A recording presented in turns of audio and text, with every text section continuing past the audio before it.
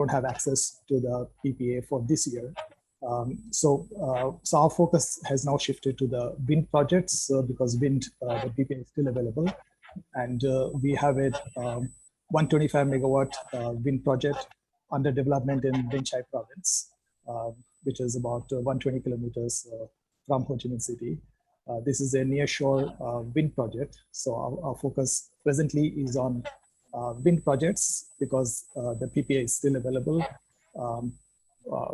The PPA is for projects for completing by November 2021, which looks quite difficult for many of the projects now because the project timelines for wind projects is long. It could be as much as 1.5 to 2 years for construction of a wind project here. And under the current circumstances, equipment delays can be expected. So 2021 looks difficult for many projects, but that submission has already gone to the MOIT, and MOIT has already recommended to the Prime Minister to extend the PPA by 2 more years. So most likely the wind PPA will be extended till the end of 2023. So that's something we are actively pursuing. And as far as our solar project is concerned, we would probably have to look for the auctions from next year, but there is not much of clarity about the auctions at the moment. So we would just wait till better clarity comes up. Also, as Prashant mentioned, the PPA is not bankable. So some of you may have already experienced that proposition that the PPA is not considered bankable by international investors. Domestic investors are comfortable with it because they're comfortable with EVN PPAs. So domestic investors, domestic banks are lending to, have lent to wind projects for 2 solar projects, and some of the smaller wind projects. I'm not sure whether the domestic banks have sufficient capability for wind projects. So we'll have to see how the future projects come up. But certainly, as far as international banks are concerned, the PPA is simply not bankable. So that still continues to be the situation, even under Decision 13. I look forward to further answering your questions later on. Thanks. Okay, is that all? Very good, thank you. Mr. Nicolas Payan, we have been together in Vietnam last November. Will you introduce yourself? Yes, thank you very much. So my name is Nicolas Payan. I'm the founder and CEO of Positive Energy. Positive Energy is a Singapore-based organization that aims to facilitate the investment and the financing of renewable energy projects across Asia and, in a broader sense, all emerging markets.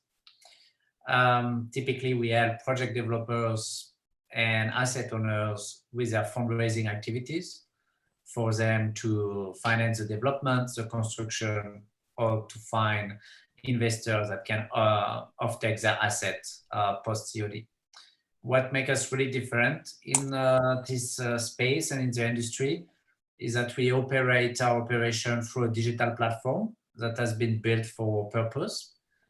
And we run most of our work through this digital platform. So in one way, we are used to work remotely, virtually, and we are here to make cross-border collaboration and investment easier. When it comes to Vietnam, since the company exists for 3 years now, we have witnessed the quick development of the renewable energy and especially solar industry in Vietnam. And we have been more and more active into this market. We now have an office in Vietnam, and we have people on the ground to help project developer and investor accelerate the deal process in these countries. Later during this webinar, I will have the opportunity to explain you a bit more in detail what we do and how we do it, and share some of the current activities we do in Vietnam and the type of projects that we are supporting at this stage. Thank you. Thank you, everyone. I think Mr. Sunil Rathi has not been connecting. Has not connected. Yeah, excuse me. This is Sunil Rathi. The name is changed here. Your name is not there. I'm sorry. Finally, I got connected. Can you you connected already. I'm sorry Yeah, because yeah. the name in your plate is not Sunil. Oh, his name is Bhanu Yadav. I'll So, change it. can you do it now? Okay, I can introduce myself. Can I take? Sure. Yeah. Hello. Yes. You With can your start permission, now. I would like to start. Yes, sir. My name Please is go ahead. Sunil. Hello. Start. Am I audible? Hello. Yes, Sunil, you are audible. You can go ahead Go now. on. Okay. Yeah. This is Sunil Rathi from Vari Energies. We are India's largest model manufacturing company. We also run a EPC business and we have very good connect with Vietnam. We proudly say that we executed 50 megawatt of project in Vietnam with a 100 days of execution period. So before I talk about my company, I take your permission to show 2 minutes of video which will tell us what we did in Vietnam and how we did it in Vietnam. So with your permission, Ruth. Yes, you can. Come on. Take it. Sunil sir, you'll have to share your screen and play the screen video on your screen so everyone I have can see. already done, I think. Share your Can you screen. see that? No, sir. You have to hit the share screen button, sir. It, If the audio is coming for the video, you need to share your screen. yeah, I am sharing the screen. Then desktop one share.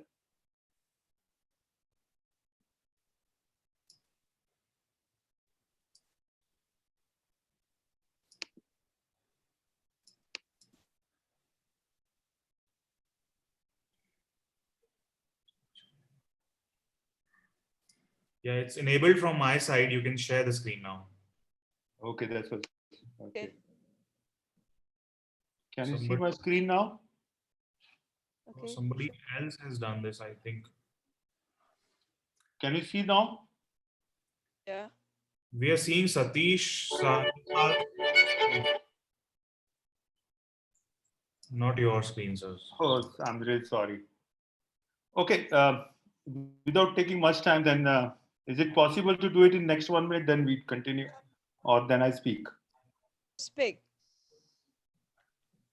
Okay, Yes. so we have a very wonderful experience. We started our operations in Vietnam in 2018, and we have been bidding for various projects. We see a big opportunity.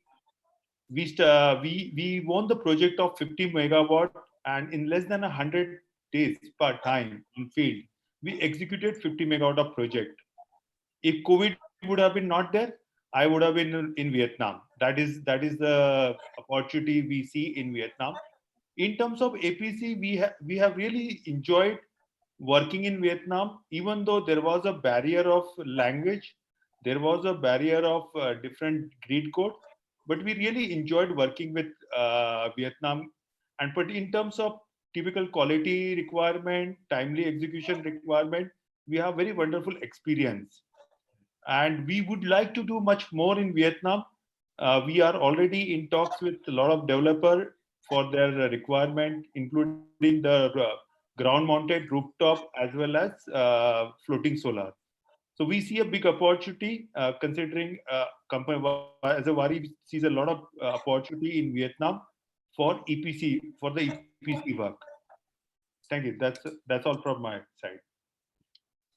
Okay. Thank you, Mr. Sunil. I think moving forward, I want to make an background on the Vietnam solar power sector. Say, I want to emphasize that the Vietnam power sector has been expanding alongside its economy to $223 billion in 2017. One of the Vietnam is considered as one of the fastest economy in the world, especially also in the ASEAN region.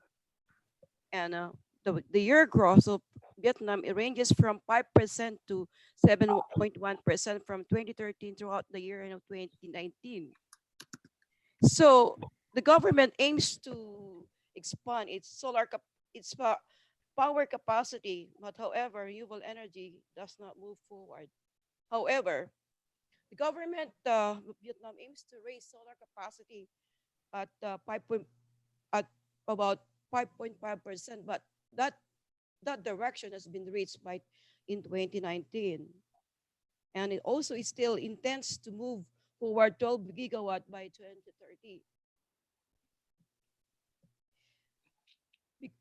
It has a feed-in tariff, which has been implemented, but that first phase of feed-in tariff lapsed in 2019. So they are now moving toward the phase 2 of the feed-in tariff.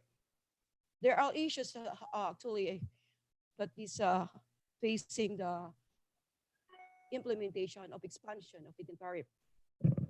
There's a lot of issues with that. So we are going to discuss those issues, the barriers, the challenges, but there is opportunity amidst, if there are opportunity amidst the existing condition of the renewable energy sector in the world.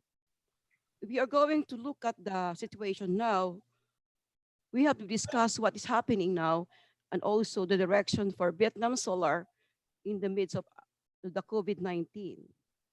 Although we know that there's a surge in power demand and consumption over the coming decade, but there is a disruption. So let's move forward. May I call on Mr. Mortinoni to discuss his topics on the power generation in Vietnam, the major expansion in the making of the Vietnam's renewable energy development plan and supporting mechanism. And also he will be talking about new regulatory developments for Vietnam renewables, including the macroeconomic outlook and growth of Vietnam renewable power sector. We will be also discussing the power purchase agreement, the new draft, and the future renewable energy development mechanism. May I call on Mr. Mortinoni? Thanks, Ruth. The reason why all foreign investors are in Vietnam at this time, as Ruth mentioned as well, the macro of Vietnam is probably one of the best in Southeast Asia. Strong growth, strong demographics, growth in electricity demand, which can be expected for a long period of time. Perhaps shifting of some of the manufacturing capacity from China to Vietnam, which means the electricity demand can continue for a long period of time. It is estimated that the demand will be close to double digits for several years, which means that the current capacity, which depending on what you're looking at about 45 gigawatt or something, should perhaps go to 100 gigawatt by 2030. And the traditional sources of energy, which has been significant part of the energy was coming from hydro, and that potential is more or less over because most of the rivers have already been dammed, which means that future energy has to either come from renewable energy or coal. As you probably know, it's much more difficult to implement coal projects at this time because the financing is not easily available. Most of the international banks don't want to fund, and even the multilaterals are not funding coal projects, which means that in future, the future is quite good for renewable energy, particularly solar and wind. The initial demand for solar projects was really good with 4.5 gigawatt implemented by 2019, even with a PPA, which is not perfect. And the reason for that is people are depending on, investors are depending on the demand for energy in this country. Therefore, if we produce power, perhaps it will be bought, even though the PPA is not perfect. That's how the investors have been thinking about it, and you've seen good demand for the 9.35 PPA. We'll have to see how it works out for 7.09, which is still good, but with the bad PPA continues. And the next stage is going to be auction. So you'll have more uncertainties with auction because a lot of things are up in the air, because you don't know what your land cost is going to be, because you can't have access to the land before development of the project. You'll buy your land after all your permits are obtained. Then you start buying the land, and that's an open-ended cost, so which you cannot determine in advance. And then how are you going to price your PPA? Price the auction. Secondly, Grid is also not certain. You'll probably have to build your own grid to the connection point, and then there may not be sufficient capacity available at the connection point at that time. Maybe it will come up in future. So with these uncertainties, what kind of option they're going to have, we're not sure. So that is still a big question mark as far as the future development of solar projects is concerned. So that's one of the reasons why we are focusing more on wind projects now, because there is still a PPA which is fairly attractive, and the PPA will continue for 2 more years. Because I think what's happening now is it is definitely much more difficult to bank fund wind projects compared to solar projects. At least solar projects, you have a shorter time period for construction. That's not the same with the wind projects. It will take much longer time, and a lot of projects are struggling. Wind projects are struggling for financing at this point of time. So therefore, there is a lot of potential for wind, though. The wind speeds are better than India. It's still low wind conditions, but the wind speeds are better. The wind pattern is better because there's at least two wind seasons here. So you can potentially get 35 to 40% capacity factor here. So wind projects can be attractive, but not so easy to finance. So that's something we'll have to see how things shape up. But the government is interested in promoting wind projects, so they are planning to extend the PPA regime for wind projects. So that's something which is of particular interest to us right now. Thanks, Ruth. Thank you. May also encourage the participants to raise their questions through chat or forward it to the organizer. If you have questions, can you inform us, or just raise your voice and talk and direct your questions to the speaker? We're giving you time to raise your questions. Ma'am, there is this chat where the participants or the attendees can write their questions, and I think the speakers can just pick up the questions from the chat and choose to reply on them while their speech is going on. Okay, it's from the chat. So there are 73 chats here.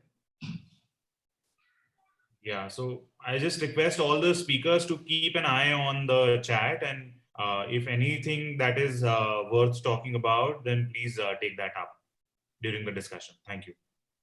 Okay, Mr. Morty, since you are a developer, there is a question here. There's a question. What is your problem? What is the major problem you face in the PPA?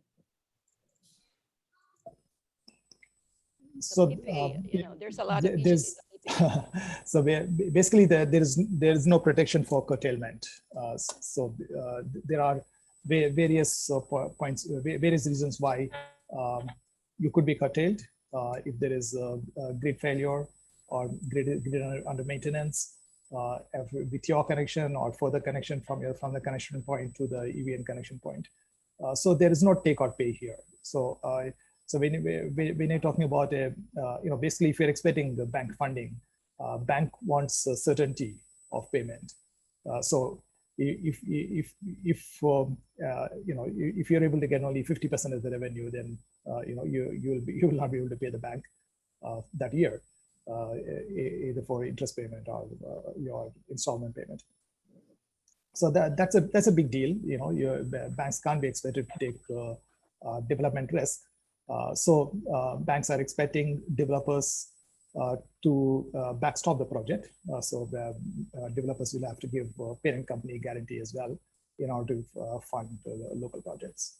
So that is still a problem. It continues to be a problem. We don't know how it's going to be resolved, and we're not even sure whether there is any intention here to resolve that issue, because even with the PPA, which is not perfect, a lot of solar projects have come up, and there are still a lot of people wanting to develop solar projects. But we'll have to see whether wind projects also get developed. We are not seeing that happening. There is a lot of wind projects have been planned, but they're not, they're not developing as fast as you'd like to see for large capacities to come up. So maybe about 1,000 megawatt of wind projects may come up by the timeline, not like 4,500 megawatt like it came in the wind projects.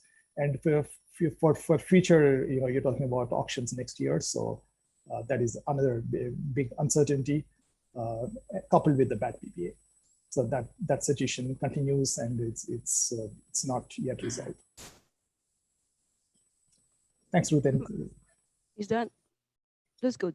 Another question is, what is the financial structure in funding the solar projects in Vietnam? When I say financial structure, also equity structure whatsoever?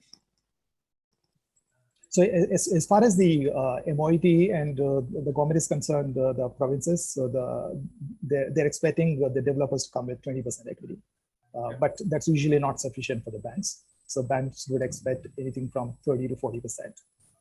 So you will probably need to come up with more equity than other markets because the PPA is not profit. So that is the situation here. But as your project operates for a few years and the bankers get more comfortable with your cash flows, maybe they'll relax that and allow you to go down to 20%. But at the moment, it's still, I've heard of 35%, 40%, 30%. So it would be something like that. Okay, but all this comes with parent company guarantee also. So and so can you lower your voice? Yeah, in some cases, sorry. In some cases, local banks are prepared to accept removal of parent company guarantee after COD, but it depends on some level of operational experience with the cash flows. Yeah, Anand, I would suggest that a lot of questions which we are looking at the chat box, I think over a period of time as the esteemed panelists speak, I think a lot of questions will be covered through their speeches as well. Sure, sir. Okay, sir. Okay.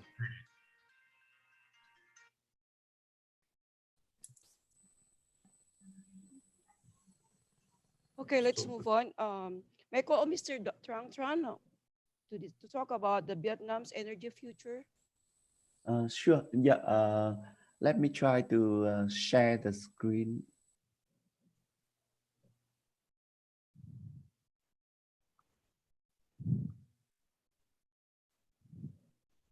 Can you see my screen? Yes. We can see your screen, sir. Yeah, sure. Let's go a bit back on the history of power demand and supply in Vietnam.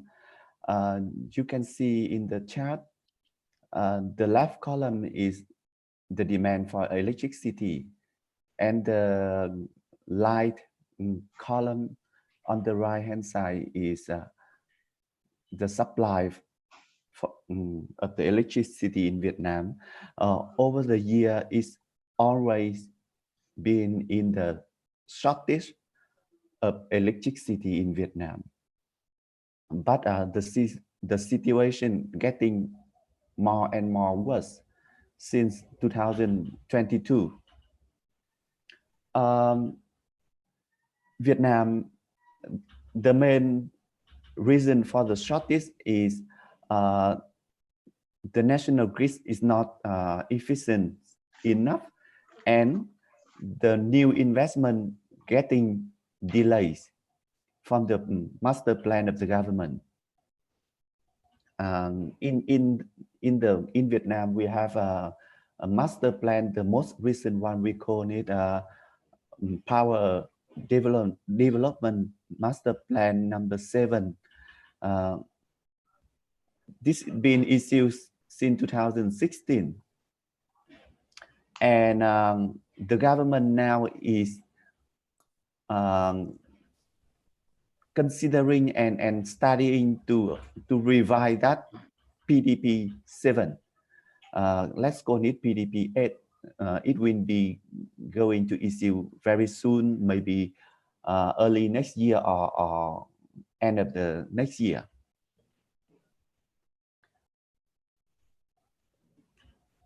Here is some figure based on the PDP 7. The pie chart here, you can see that up to 2018, the total installed capacity is 48 gigawatt in Vietnam. The three major sources of power, including hydro, coal fire, and gas fire, renewable still account for a small part.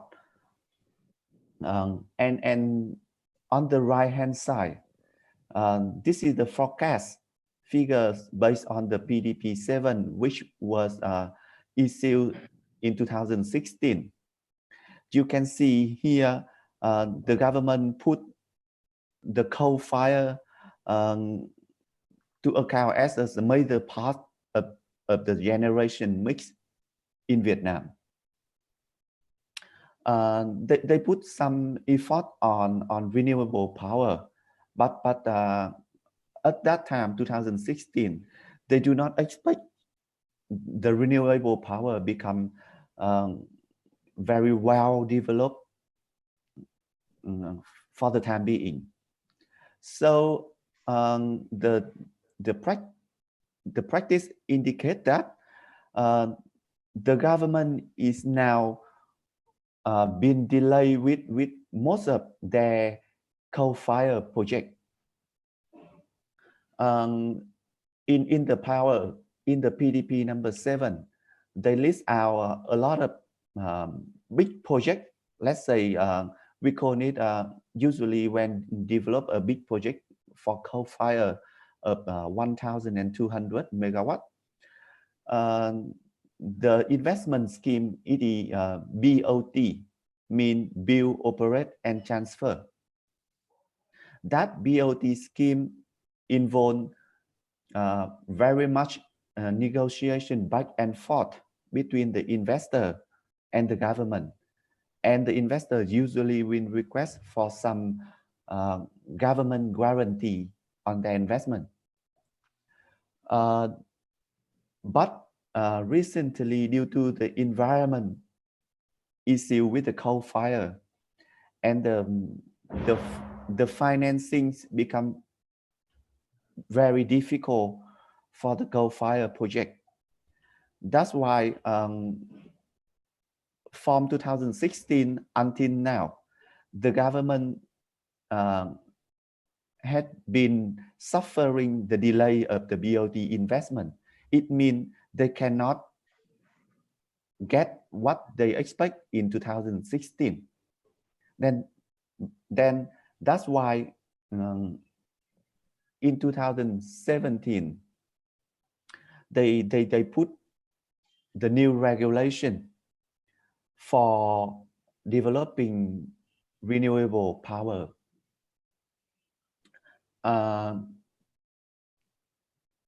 The next slide I will share with you the current status of the four power generation, four source of the power generation. Like I share with you for coal fire, currently there are 15 BOT coal fire projects been delayed, and the government have to find the replacing source for that 15 projects. Then it comes with renewable power. Solar and wind are the key source for renewable power. And then recently the government looked at LNG to power, a source of power generation. Now let's go with the LNG to power first. In the last years, starting from the last year, the government put more and observe more discussion from the foreign investor who want to invest into Vietnam based on LNG to power source. Up to now, based on the unofficial source, we understand that there are up to 50 gigawatt been discussing with EVN and the government for the investment of LNG to power. However, we don't think that it will become booming in the next 1 or 2 years. Recently, just only one project been approved by the government, and the legal framework are not well developed yet in Vietnam.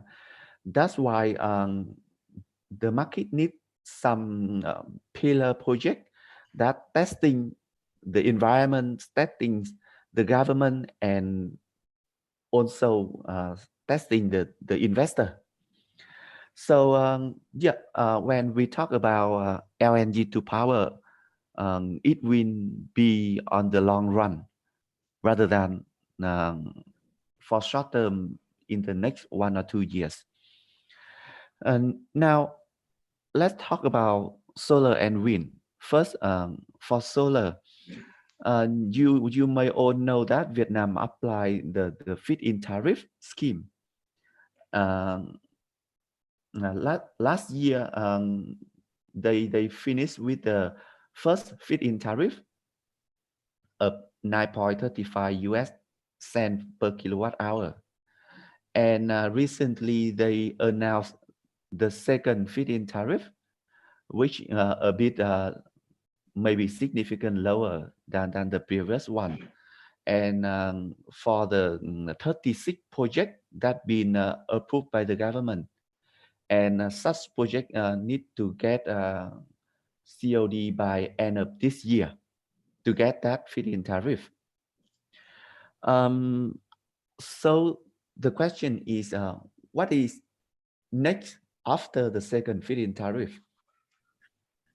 The government thinking about bidding mechanism. They are now working with World Bank to build a framework for the bidding mechanism. They also open a draft regulation on the direct PPA. And the reason they just announced the decision 13 to allow for rooftop solar to become, let's say they have the government announced a legal framework for rooftop solar. So we see that in the short term, rooftop solar will become a bit booming here, even though the scale is quite small, maybe 1, 2 or a few megawatt. It's small, but it is still attractive enough. Talking about a bit on the pipeline for solar, based on our figure, some of you may know here and there on the potential of Vietnam or on the register capacity for solar, but based on my source, currently there are 37 gigawatt that are in the pipeline for, let's say, developed already in the discussion phase, in the licensing phase. So total sum up to 37 gigawatt. It is over the total capacity, estimates capacity of Vietnam for solar is 160 gigawatt. It means there will be a lot of room for investor and for the investment in the solar business. Then I come to the wind. You may see on the screen, the pipeline for wind projects is now reached up to 45 gigawatt, but most of them are on the paper or on the discussion with the government rather than they are listed in the master plan. 45 gigawatt over the 110 potential capacity of Vietnam. It means still a lot of room for the new project. Now go back a bit about the feed-in tariff. Mr. Murthy already mentioned about the possible for extension of the feed-in tariff for the wind project. You on the screen, this is 9.8 US cent for the project that got the COD by November 2021. But maybe due to the situation of the COVID-19 and the current status of so many wind projects, the government is thinking about to delay the COD time by 2023. But it's just a plan. Then we cannot know for sure how the government will take the lead on that. Yeah, I think this is the key for source for future development of renewable power. In this slide, I summarize the major issue. You may be already be aware of this, but I think this is helpful for you to have a quick summary like this, because the first one is the forecast cannot tie up to the practice.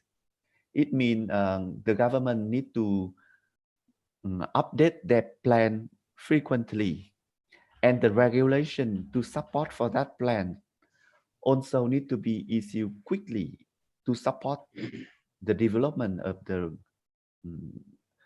renewable power as well as LNG to power.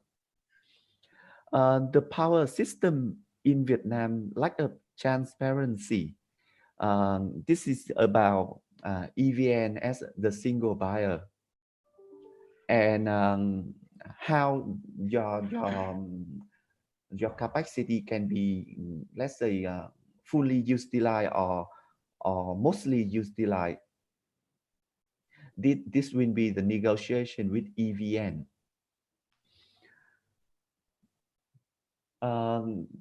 Also, Mr. Murthy also comment on the curtailment risks. Vietnam is facing curtailment risks. As far as I know, Ninh Thuận and Bình Thuận province, some location they are facing curtailment risks. It means the developer, they cannot sell electricity to EVN because of the transmission risks. Talking a bit extension about this, the transmission business in Vietnam, this is monopoly by EVN. But recently, the government just approved for a private-owned entity in Vietnam to do a pilot project on their own transmission line. So it means it also the potential for the investor who want to invest in transmission line. Yeah, the rest, I believe I already mentioned. The last one would be recently you may heard about the public news in Vietnam about EVN, they want to increase the retail price. And just recently they increased around 8 to 10% of the electricity, the retail electricity price. This means that over the year, EVN we need to increase more, but they will face to, let's say, public noise from the household and from the individual user. it means it will not be easy for EVN to increase the retail tariff. The expected trend, then here, yeah, this is renewable definitely, and then LNG. Yeah, that what our view on the Vietnam energy future. Yeah, here is our contact, just in case you want to discuss further. Yeah, and then I will stop sharing my screen now. Okay, Mr. Trang Tran, there are so many questions on the chat box.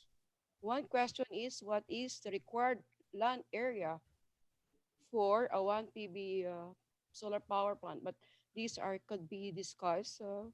Sent to you. I think it was this chat box are also recorded. Yeah, about the question for the land. Usually, for most of the case, land rental is exempt. It depends on the location of the project, but there is a condition for land exemption, or land even with the land rental fee. You will pay the land rental to the government, but the cost should not be high. The cost to clear the land would be higher than the land rental. Yeah. So the land is owned by the government and it should be rented. Usually the land owned by the current owner or farmer, but when the government they see that you need the land for developing a solar project, legally they will get back the land. The government will get back the land from the farmer. Then they will rent the land to the developer. However, in practice, the negotiation process between the farmer and the developer should take place. It means usually for the investment model in Vietnam, mostly the renewable power project need a local developer, whereby they can assist you with the land clearance, with the land compensation, and obtain the clear land. It will be a complicated procedure. The official cost for the land is not much, but the land compensation and maybe the lobbying cost would be higher than the actual land rental cost. Okay, there's another one question from the chat box. It states that since you're talking about the energy future of Vietnam and you talk about curtailment, what is the government of Vietnam has a plan for upgrade solar or storage battery, or say solar PV, solar PV plus storage, since you're talking about the energy future of Vietnam? Talking about the storage, so far we have not been aware of any critical plan for power storage with the battery. But we do know that the government, they have the plan to upgrade the transmission system. But you know, investment, state-owned investment will take longer time compared with the private investment. That's why the government now is thinking about to allow private investor to invest into transmission. That would have to, let's say, waive away the curtailment risk. If you expect for Vietnam government to do, then it will take some time. Following that questions, it could be noted that there is already installed capacity in Vietnam, which has exceeded the grid capacity by 18%. The installed capacity in Vietnam exceeded the grid capacity by 18%. And also the approved capacity in some provinces already provides amount to 5.5 gigawatt, more than double the grid usable capacity. And the investment so much investment are needed to address this curtailment.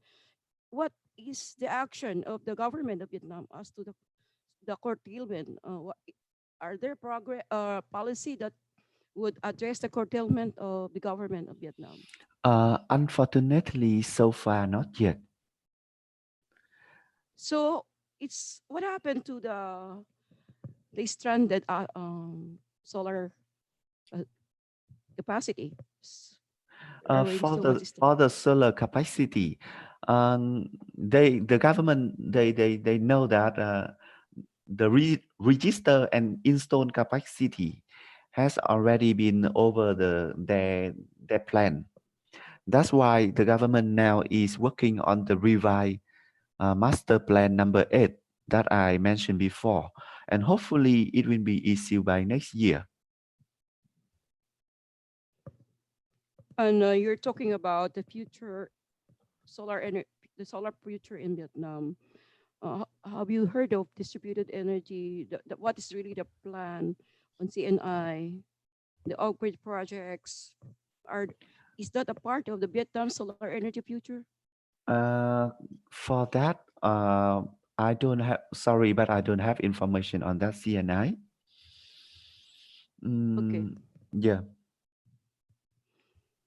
What is really the policy direction of the Vietnam government as to RE, including other sources?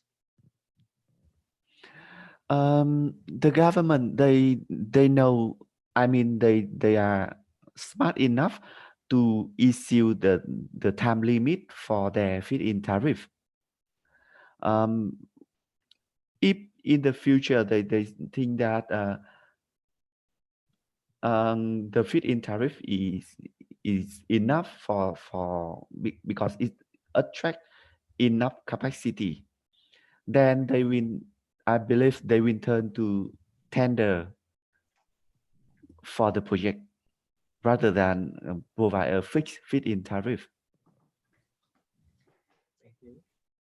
Okay, Mr. Stephen Robinson, there is the phase 2 of the solar feed-in tariff for Vietnam, and there is a condition that this should be COD by December 31, 2020.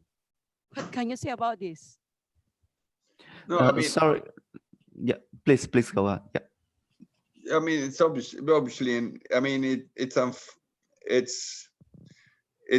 obviously an issue because increasing uncertainty for two reasons, right? I mean, one is, well, the main thing is there is no certainty on what happens after December. I mean, as a sort of practical matter, if you want to put it that way, given the current supply-demand balance in Vietnam, and EVN is desperate for any type of generation, there's absolutely no doubt that, you know, if you miss the deadline, you will be dispatched and you will get paid something, right? The big question is you don't know what it will be, especially since the government has said that the FIT 2 will be sort of the last feed-in tariff, at least for ground-mounted solar, right? And then they would replace it with auction. At the same time, I think it's almost certain that the regulatory framework and the whole process to start auctions next year in short notice, that would be a very, very optimistic scenario, right? I mean, this sort of, I don't know if it's a silver lining, but at least positive indication was that the solar project who missed the June 30 deadline last year, you know, in the end have gotten paid for the generation that they have provided, you know, from July forward, right? Although it has, you know, payments have been delayed and the certainty wasn't, you know, of the tariff wasn't wasn't confirmed until just the other month when the FIT 2 was announced, right? But you know, it's clearly a problem because it took so long to announce the FIT 2 that by the time now it was confirmed, now almost all developers or a lot of developers will then face a risk of delay, right? Had that FIT 2 been announced already 6 months ago, 9 months ago, you know, it would have been much more useful because developers could have planned to sort of implement the project, you know, in time for this year-end deadline. But I mean, I think it's highly unlikely that you will see auctions starting early next year. It's actually a lot of work that needs to be put in place before that happens. So it could very well be some sort of extension of a feed-in tariff or a feed-in tariff 3, or, you know, otherwise we risk ending up with a sort of a gap in new projects. Yeah, totally agree with Robertson. Thank you, Mr. Robinson and Mr. Trang Tran. Mr. Nicholas Pagan, or Nick. Yes. Looking at the phase 1 and phase 2 of the feed-in tariff in Vietnam for solar, and also issues on bankability, and of course you are looking at foreign lenders. What make these two phases? Are they similar except the prices? Because, you know, there's a lot of issues still on the PPA terms. Yes, I still concern from foreign investor on the PPA term. When we discuss with international bank who finance projects all over the globe, they still consider that it's not possible to do non-recourse financing against the Vietnamese PPA. That means they will seek some guarantees from the project sponsors. And that clearly limits the type of companies that can get a project finance at this stage, unfortunately. But at the same time, we see a big appetite for investors for the renewable energy asset. So we still believe there is an attractive setup at this stage for investors to go into Vietnam. We have seen right now an increase of interest for C&I projects. And I think it's because of the C&I space, you can pick and choose your customer according to some credit rating, according to some profile.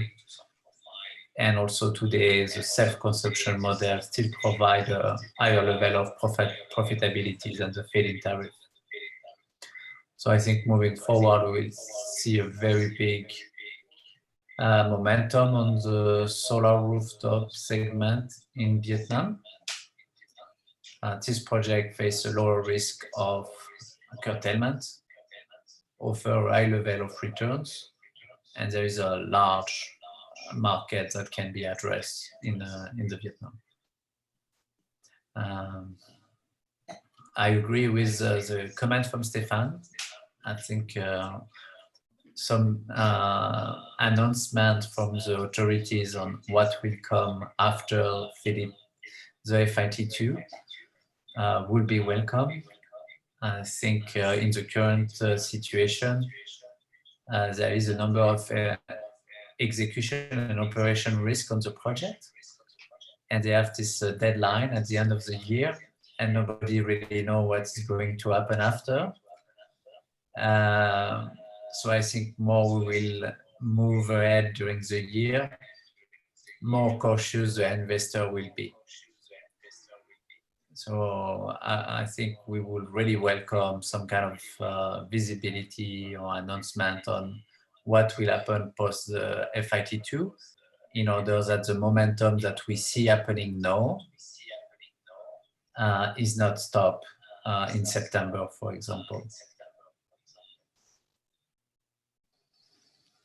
Okay, thank you, Nick. Mr. Prashant Shobi, I think may we have now your regulatory and policy framework presentation. Your topic on regulatory and policy framework Yeah, of sure. FOPT. Sure. Yeah. Thank you. For our larger viewers who are connected and looking at a lot of questions at a chat box, I'll take a couple of minutes for background on as the things have emerged. DCN11 was a game changer as such for Vietnam, and this 9.35 cents have really brought in a huge specter of solar boom in Vietnam in last 1 year, and about 4.5 or 4.6 gigawatt have got installed so far, which is about 9 to 10% of total capacity at the moment. I think it's a huge future for green energy in Vietnam, and about 15 to 20% of a share which is there for Horizon by 2030 can be achieved. But as I said, this entire huge capacity addition, which is primarily driven by the feed-in tariff as such, it has led to a lot of issues. One, particularly grid congestion, and that precisely a reason why there has been a larger demand to shift towards the auction mechanism now, towards future. I think the way the things are there, with about 55 gigawatt of a capacity and looking at a huge demand and economic growth, I think supply is not enough, and a lot of things will require to be put in place by then. One important issue has been that whatever has been the target cap, like 850 megawatt for solar and 4 gigawatt by 2025, that has already been achieved in 1 year. And I think that has created a lot of issues related to grid congestion, related to all other issues, which in terms of regulatory issues related to PPA bankability or deemed generation, or issues related to arbitration mechanism, has led to a lot of financing challenges. As I see, hello? Yes, we can still hear you. Yeah.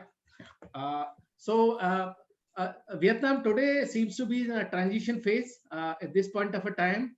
As my empaneled colleagues have said, the second feed-in tariff regime has come. To an extent, it has brought a certainty and visibility to the industry. There has been a lot of issues going around it. So at least people have a sense as to how much time they have in terms of commitment to take it forward. Though the prices have been reduced, so from 9.35 to 7.09 for ground mounted solar, and 7.69 for floating, which has come now. So that is one important aspect. Another issue has been, and there has been a lot of debate also around that, whether Vietnam has actually approved much larger renewable capacity than the country could handle per se, because it's not only primarily solar, but it's about the transmission network, which is important, and it takes much longer time. We have an experience of approval processes which are much tricky and lengthy. So it takes a lot of challenge from that.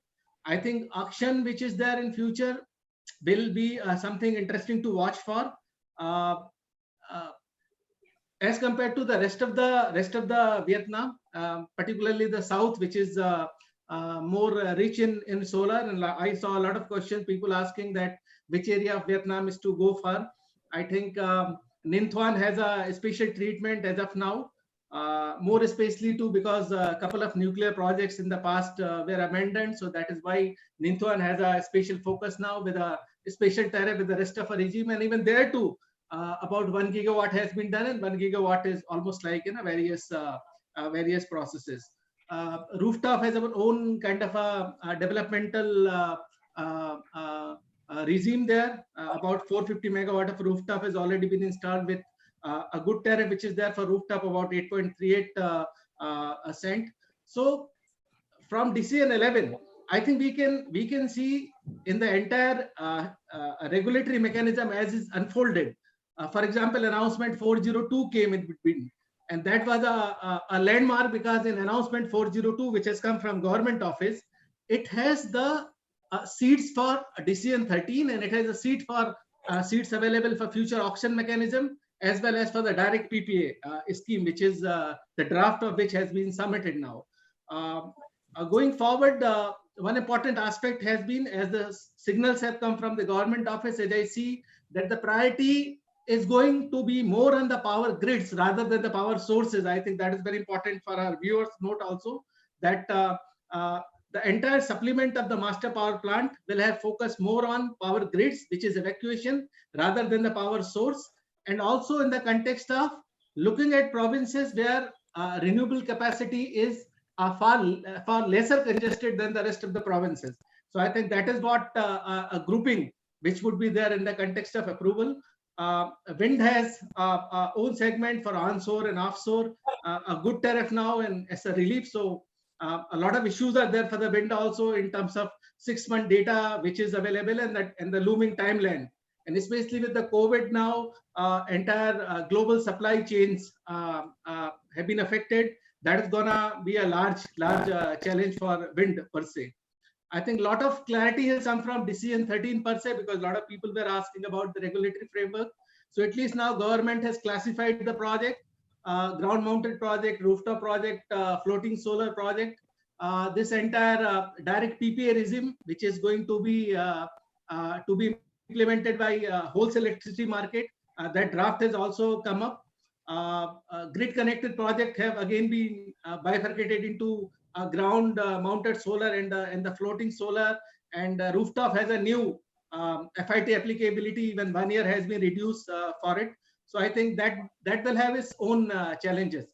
For investors from India, I think not many could really participate in the 4-5 gigawatt of a boom, but this entire direct PPA or the corporate PPA, which has been rolled out by this proposal 544, I would say that is something very interesting to watch for. And here also about 400 megawatt to 1 gigawatt of capacity has been kept for implementation over 2 years. And again, certain conditions which are there in terms of minimum capacity, which is 30 megawatt required, and you have a whole kind of eligibility criteria both from seller and purchaser, which will be important. But this entire thing will be implemented through Vietnam wholesale electricity market. I think that is something which is very important, because it is still dominated by EVN and its 5 subsidiaries, who are basically the purchaser for entire power in Vietnam. So rooftop will see its own course, because as of now 2 important conditions which are in the context of connectivity below 35 kilowatt and capacity of up to 1 megawatt, both remains unchanged. Wind will have a good future now going forward, especially in the provinces like Bac Lieu or Cà Mau or Ninh Thuan or probably Binh Thuan, in terms of at least decision 19 giving a lot of clarity in terms of feed-in tariff going forward. So I think it will be a good market to watch for. For investors, I think a lot of certainty which is required, proper legal framework. But my colleague from co-panelist from KPMG has mentioned it. It's very important for a queues to be sent to a global investors. I think that legal framework is very important. As a country, Vietnam has enormous potential in terms of growth, a good market potential, I think political stability. So a lot of hygiene factors which are there, but the regulator factors are something which are really required to be addressed to. And chunk of them for a solar has been the PPA bankability, because that is where international financer will look into the project, and that is very important to be addressed to. And that is something we see as important. Another important aspect would be to really address the entire transmission corridors and evacuation framework, because at one point of a time, if you put too much of a renewable capacity, there is not much of a storage which is there in the horizon, then it will create far more pressure in the entire transmission corridors. And I think that will lead to more curtailment and all other issues with the mature economies like and the mature solar players like India are experiencing that kind of a region. So that is something very, very important. I think as Vietnam move forward to a more financially, socially, and stable, sustainable energy future, I think these some of the important issues they will have to keep in mind to provide a very solid legal framework, regulatory framework, because a lot of incentives have already come for solar. I think on corporate income tax, which has been cut, and a lot of other import duty exemptions which are there for promotion of a solar project. This entire COVID has given a lot of opportunity for Vietnam in terms of shifting of a manufacturing base and in fact in EPC. So these are some of the opportunities for Vietnam, which I believe very important. But the regulatory framework, the legal framework, and the PPA bankability, there are some of the important issues. Somebody has asked for land-related features. So currently it's 1.2 hectare per megawatt, which is permissible. As a socialist country, I think government is the owner of land, and all the developers eventually you get in land use rights, which is LUR. So for your PPA period or beyond your PPA period, you can have LUR rights. The regulatory procedure, there is no individual sanction there. You need to have your project into either provincial master plan or a national master plan. You need to have in principle feasibility approved. You have to go for then land utilization rights, LUR, then you have to go for ERC and IRC. You go for a proper feasibility regime. You have to have this landmine clearance by because of this background, all those things which are there, and it's quite a lengthy process in terms of before you really reach for a PPA negotiation, and there is no negotiations at all because what you have is a very standard template there. So I think it's an enormous and phenomenal future for Vietnam, and I think some of those issues which have been mentioned by a co-panelist, if they have been looked into, then I think they are looking to a very phenomenal future for the Vietnam. So that's my submission. Okay, there are so many questions here, but I want to ask you regarding the FIT phase 1 and 2. You said that the FIT 2 will have is a direct PPA. So what's the difference from the FIT, the region, the first FIT? We call it PPA. Now we have a direct PPA. What makes it so direct? I think the earlier MOIT PPA is basically where the buyer is EVN and the seller is the IPP, and that's a normal PPA which is there. Direct PPA, we already have a mechanism in India which is an open market regime. It's an open access market. So direct PPA is nothing. It's a sleeve PPA basically, wherein a private. So government is recognizing that there are private players, private users, and there are private developers. And through a market mechanism of wholesale electricity, you can enter, a buyer can enter with a direct PPA with a seller of a power. So it is nothing but the opening of a sector, and it's a sort of an open access mechanism which is there. But there are certain conditions to it, that your plant has to be 30 megawatt and above, which is fundamental conditions. You need to participate through Vietnam wholesale electricity market only. There will be a regulatory mechanism for it. And the selling price, so there is a contract for difference, which is there in terms of determining the prices on an average basis, 30 to 60 hours of a basis. So that is for the draft direct PPA, which has been there. So it is basically nothing but a more private PPA where privately one can sell power directly to a consumer. Okay, thank you, Mr. Shobi. I would want to go back to Mr. Nick Payan regarding still on the FIT 2, because the FIT 2 says that PV developers would only qualify for the new rates if they put projects into commercial operation by December 31, 2020. And the price determination will be through a competitive bidding. Are you aware of this, Nick? I didn't get the last sentence. Accordingly, there is the price. But the competitive bidding. Yeah, competitive bidding. Accordingly, under the FIT 2, the projects to be covered will be subject to price determination through a competitive bidding process. So it seems that there is no tariff to be fixed in the direct PPA. What do you think? Yeah,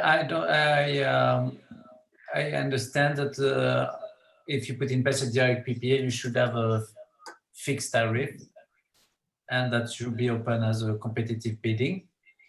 I think what is important is that the charges associated with the utilization of the grid and the network are clearly highlighted and communicated upfront in order that the total cost of operating and serving the customers can be evaluated and integrated into the planning of the project and also the economics of the project.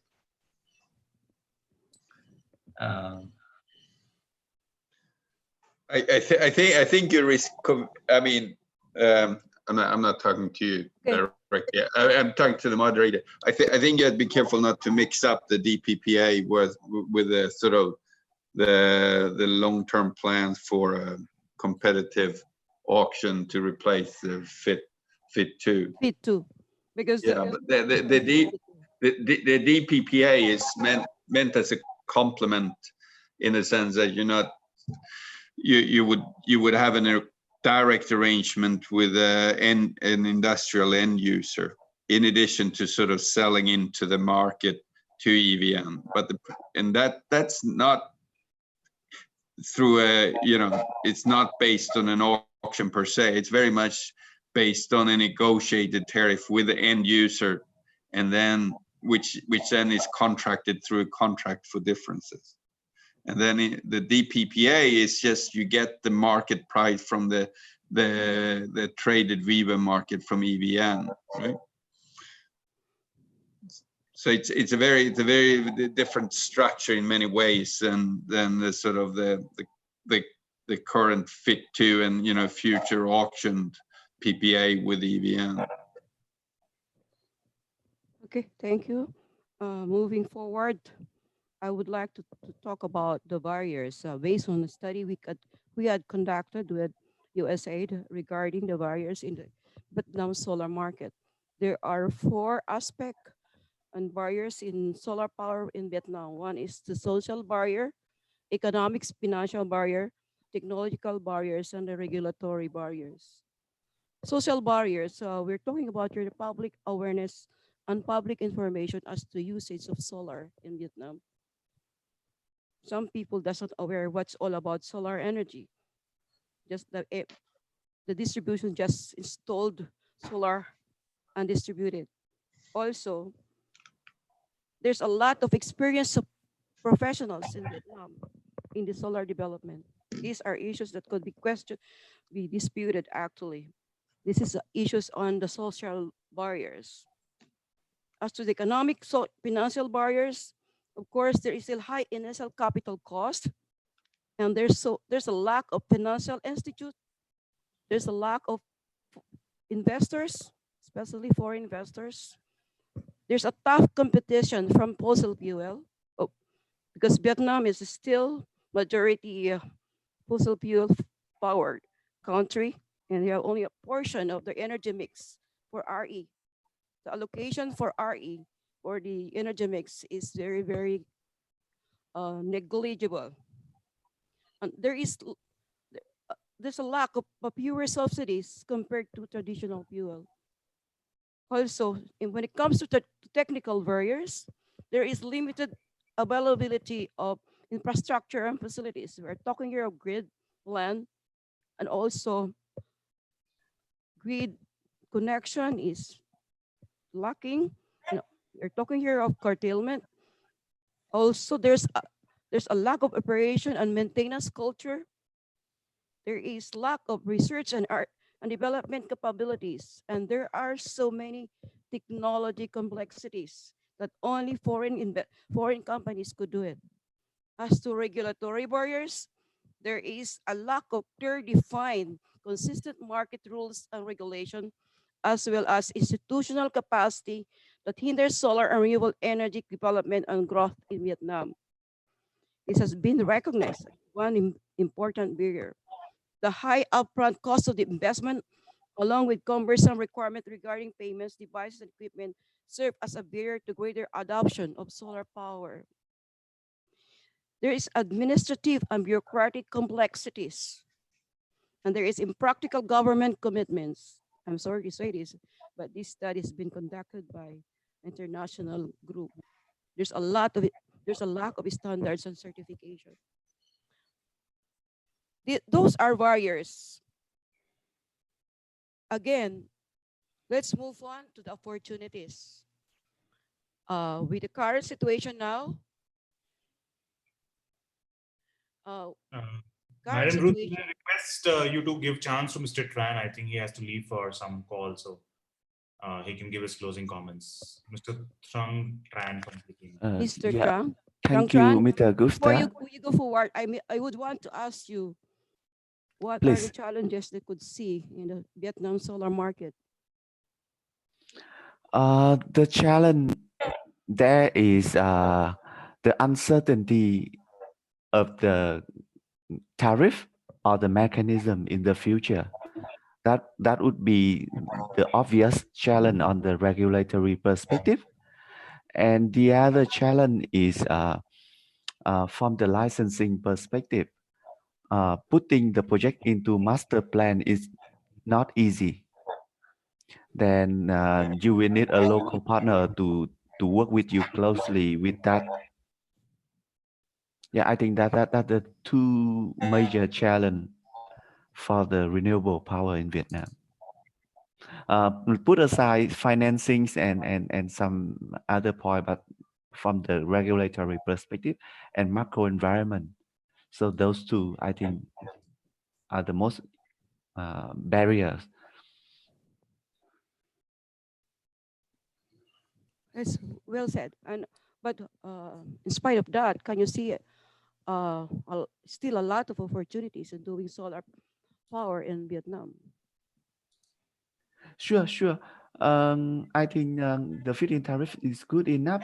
The potential for developing in Vietnam and the environment is quite stable. GDP is growing steadily. That bring to the major opportunity compared with other countries in the ASEAN.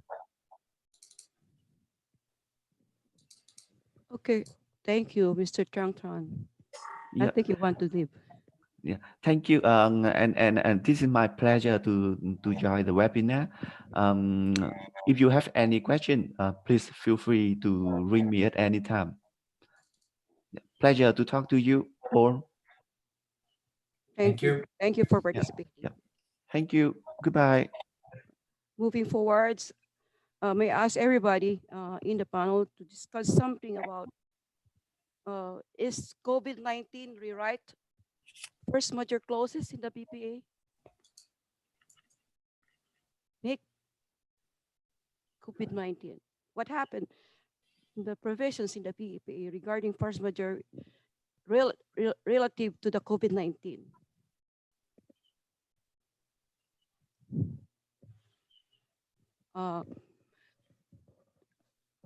The force majeure provision in the PPA provides that it is in connection in Article 56 of the Civil Code of Vietnam. Force majeure is an event of force majeure which occurs in an objective manner which is not able to be foreseen and which is not able to be remedied by all possible necessary and unreasonable measures being taken.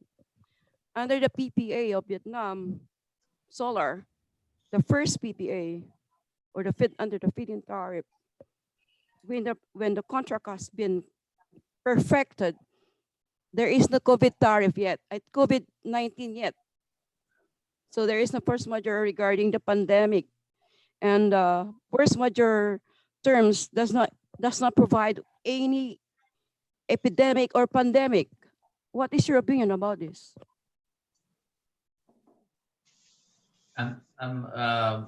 Maybe a quick comment. I'm not sure for the PPA point of view. I understand the legal question, and I think that should be answered by lawyers. It's okay. I think from a risk point of view, from what we have seen, there is a huge gap between the power demand overall in the Vietnamese market and the generation capacity. So I think what the government tried to do is to accelerate the build-up of capacity in order to match the market demand. I understand that at sometimes the government or the grid operator need to take emergency measures to maintain grid stability, and that can translate into curtailments that could not be compensated. But unless for this very specific reason of grid balancing, I don't see a reason why the Vietnamese government would not respect its engagement for the PPA associated with the project. It's not a legal answer, it's just a common sense answer based on the situation in the countries and what are the goals of the government at this stage.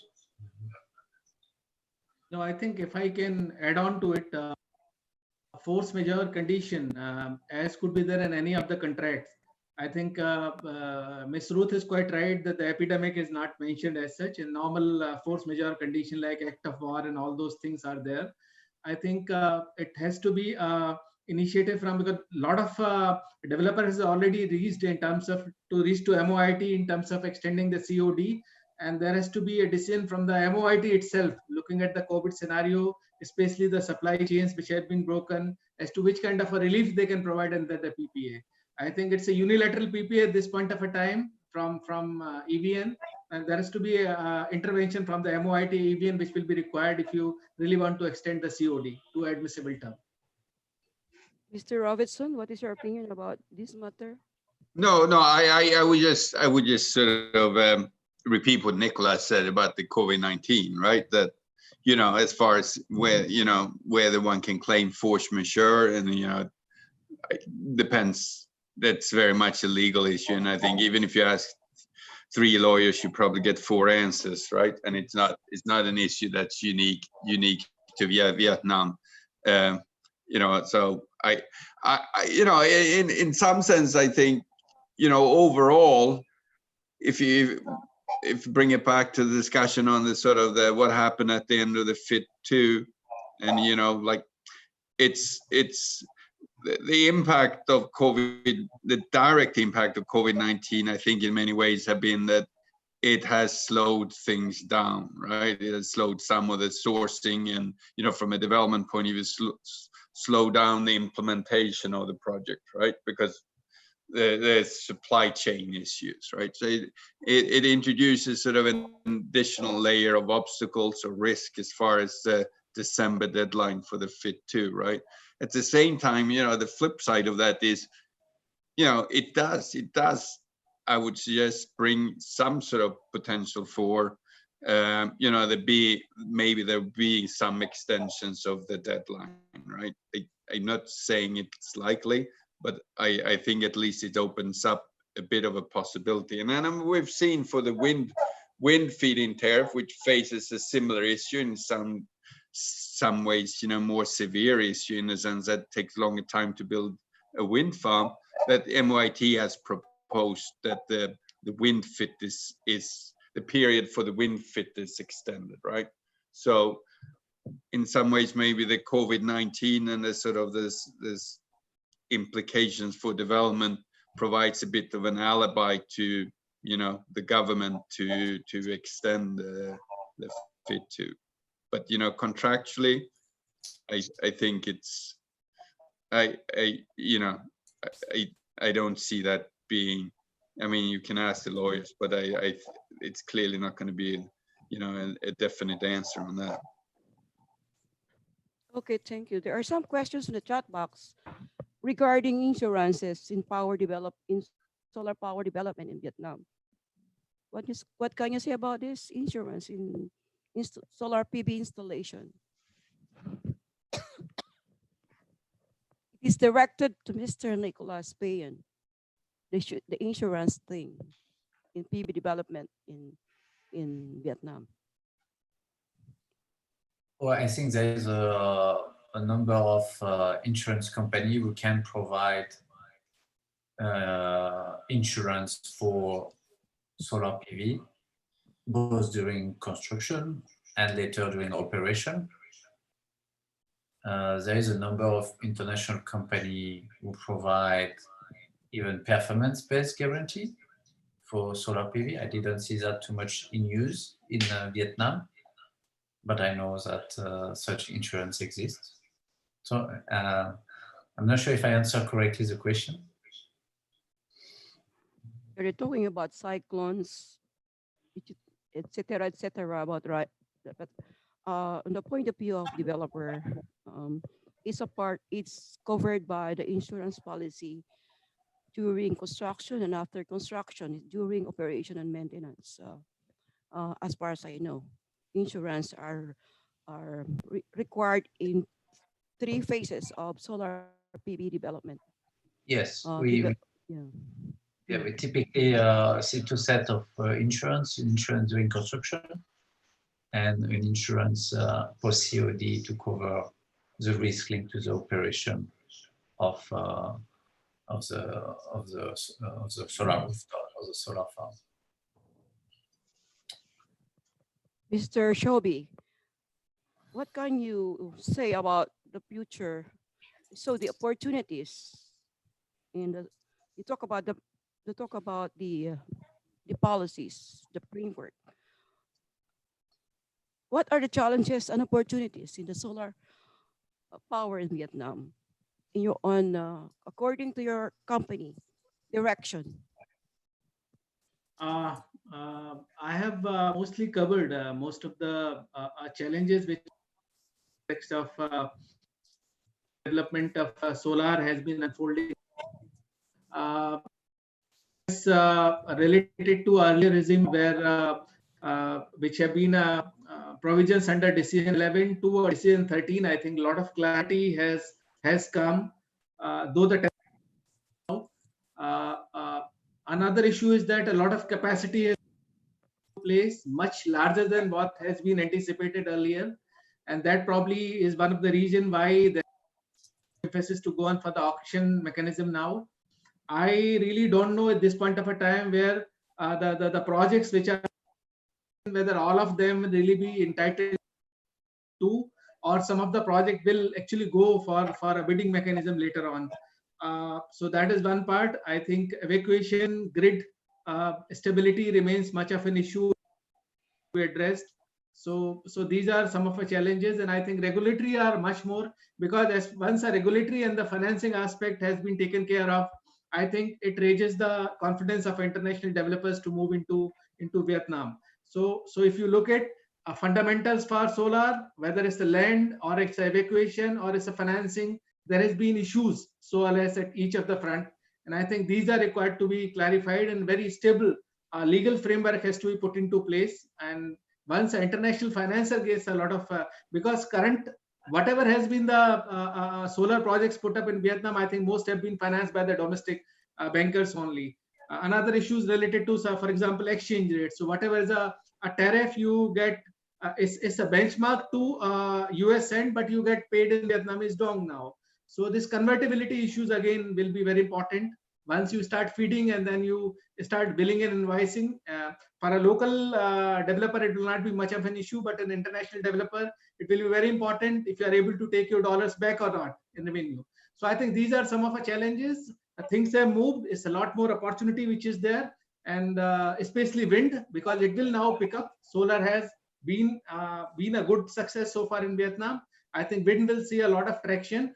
And after that will come hybrid and storage. I think that is something which is there in a distant future, which the Vietnam will start exploring over a period of time. Once the grid and evacuation and the stability issues will become larger, once your auction mechanism will come into place, once you become a mature market, then probably hybrid and dispatchable power and storage, all those trends will enter Vietnam. I think there are challenges, but it's a fantastic opportunities.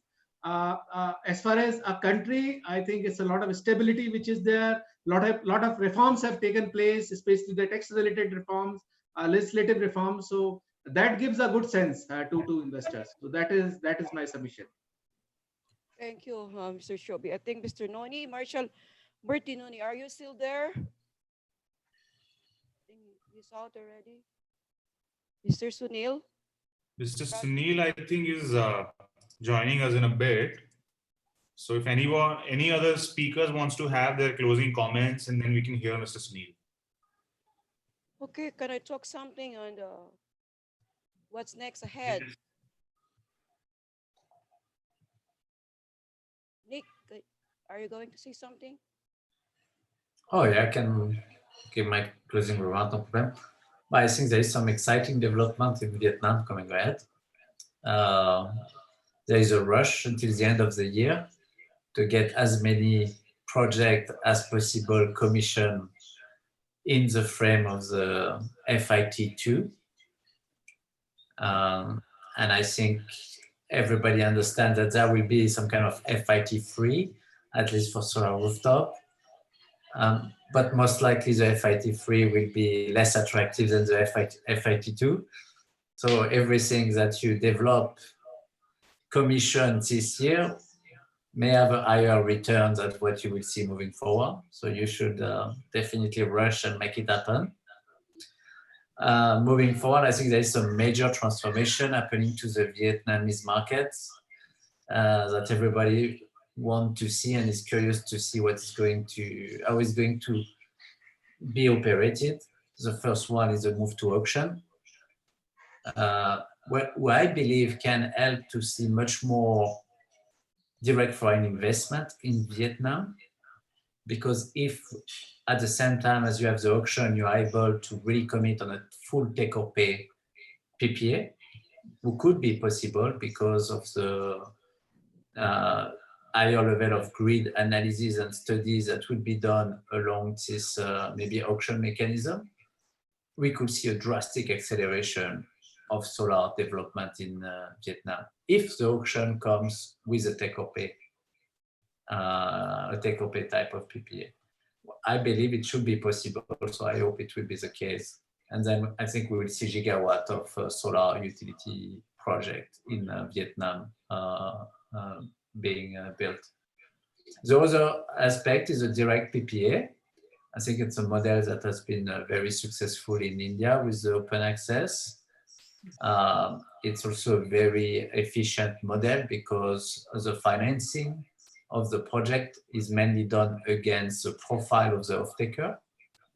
This off-taker can be large multinational companies from Japan, Korea, Europe, from the region, and they could help to provide very low cost of capital to this project. But here again, you will have to clear out the grid risk. Nevertheless, I still think the most exciting segment remains the solar rooftop segment, C&I projects, where there is no grid issue and congestion issue. We still would like to see a stronger legal framework for these segments. I think we would like to see the cap of 1 megawatt per solar rooftop being increased. There is a number of factories and industrial sites that could definitely take much more than 1 megawatt, even for their own consumption. But for the weekend, for example, or the time where the operation are off, they should be able to inject this to the network and get paid for it. We would like to see a higher cap for, and some additional clarification in order to have a more straightforward legal structure for the structuring of this project and the financing of this project. Okay. So very exciting to see the development of the Vietnam solar market.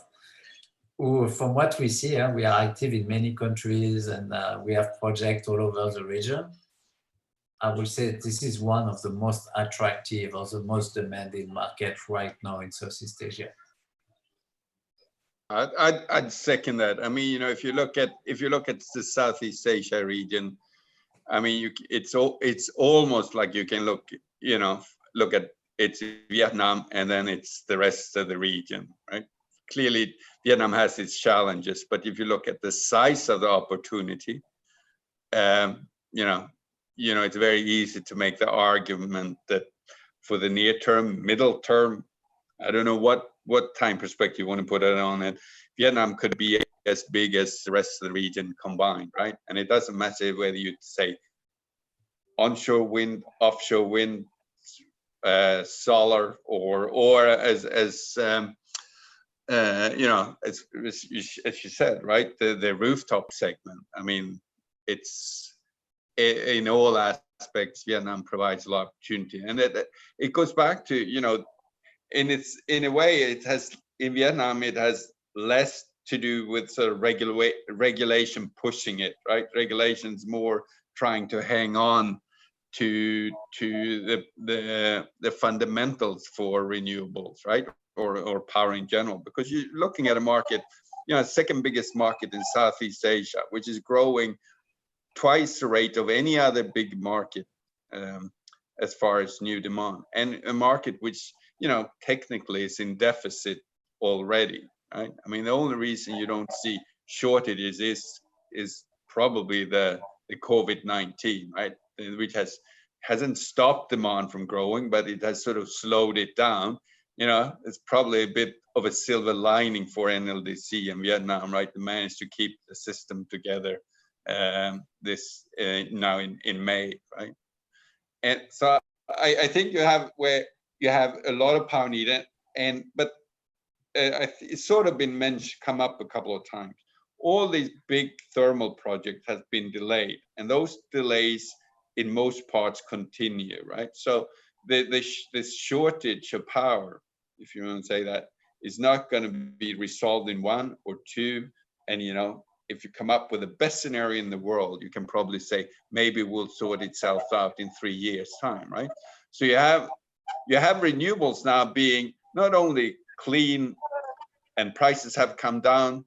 It's almost like the main pull, the main driver in Vietnam right now is that it's the only, you know, in many ways the only, or, you know, at least the main way where EVN can add capacity in the short term and quickly, right? To develop a new coal plant, or even, you know, with these complex gas to power projects, will at best take a long time, right? So it's renewables and solar then in particular, but even wind have come up as sort of the best way of quickly trying to add new capacity. And that in itself is a big pull for why you see this growth, right? And in the end, we shouldn't just talk, I mean, we can talk about potential, but, you know, the sort of the numbers as we see now is already sort of proving up that potential, right? As far as what number of solar, how quickly the ground-mounted solar developed last year, and how quickly now we see almost like the rooftop story mirroring that, right? But with a more lasting power, more steady, right? Where it's grown steady every month for the last 16, 18 months. I mean, before 2019, there was no rooftop solar. And now it's been very steady, even with sort of regulatory uncertainty that's sort of been resolved. But now, so I'd be very positive. Of course there are issues with the PPA. Of course there are issues with the financing. But if you look at the fundamentals and the size of the market, it's hard to beat, right? And, you know, I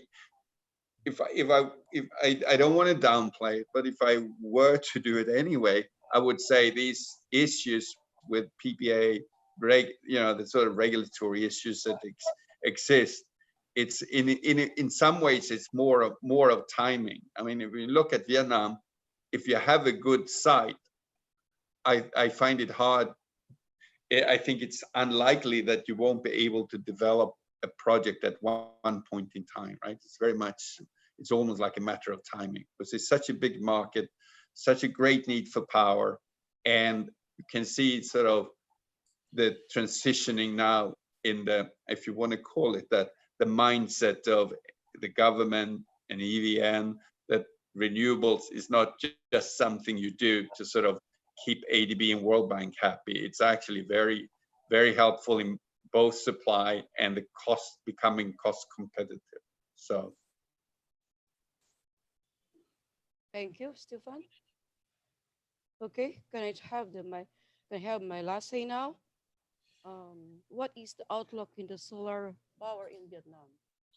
Positive. It's a summary. But although 2020 was thought to be a booming year for renewable energy in the global front. The recent outbreak is impacting energy industry with uncertain skepticism. COVID-19, although a very serious pandemic that should receive attention, to slow its progression around the world, it would bring an end to solar or any renewable energy sources. And even though pandemic influenced the market, but then the 100% clean energy goals of any country like Vietnam, in the immediate future, demand for renewable energy is still up. Investors and banks still see solar power in Vietnam as double A investment. Clean energy goals are still in place with a strong framework provided by the Vietnam government for this source. Although all of this in mind, developers are still looking at Vietnam as one very attractive country in Asia, especially in the ASEAN region. Vietnam is #1 in solar PV in the ASEAN, and it looks like it will be still in the coming years ahead. However, more countries and more consumer support RE also because of the pandemic globally. With this in mind, Vietnam developers, utility and commercial markets still see the writing on the wall. Right now, they are locking prices for future projects at a very low interest rates, despite the uncertainty of when new construction in the renewable energy industry will resume.